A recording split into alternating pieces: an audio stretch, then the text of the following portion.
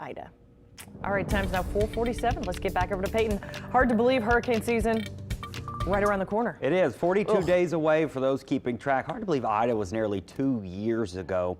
Hoping for a quiet season for us like we had last year and hoping we don't end up in that cone one single time. But if we do, of course, we'll be here for you. There's your Atlantic hurricane season names if you've been wanting to know. We are there. You can see 42 days away from the official start. We'll be getting you ready. Of course, we'll have our annual Eye on Hurricane special airing June 1st. We got a lot of good stories for you this year and some interesting topics. So put that on your calendar already. All right, here's what we're dealing with this morning. Dense fog for some spots north of the lake from Bogalusa to Picayune to Gulfport. We're reporting dense fog. We're also reporting dense fog in Houma. Here in the city, it's been more patchy in nature, but even on my drive in, I did see some patchy fog in spots. Not a widespread issue, but certainly could be a bigger issue up there north of the lake. Here's what it looks like in the city. Notice we don't have big fog problems, but you can see a little bit of a haze, and you are going to walk out the door with some dew on your yards and maybe a little bit of dew on your cars as well. Temperatures in the 60s. This is reflecting the higher humidity, so it is a bit muggier this morning, but the afternoon's gorgeous.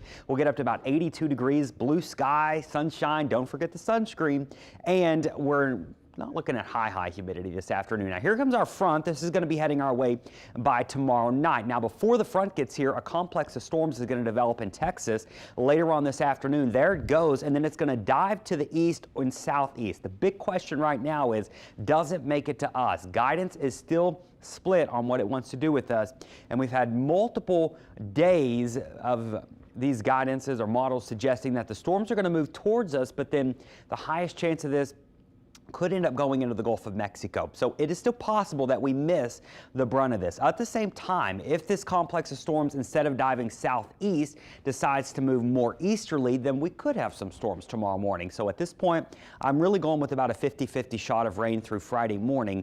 And then much of Friday afternoon, there could be a scatter shower or a thunderstorm, but not a whole lot of rain throughout the day. Sunday, or rather Saturday morning, the front has moved through and clearing us out, and that sets us up for a really nice weekend. So if we get the storms tomorrow morning, some of them could be severe. Damaging winds would be the primary concern, but every now and then you can get spin-up tornadoes with these complexes of storms. So we'll be keeping an eye, but if that rain stays mainly south of us in the Gulf, then we're probably going to miss out on most of the rain for your Friday. So not a guarantee that you get the storms tomorrow, hence why we have about a 50% chance of rain. So get out there and enjoy it today.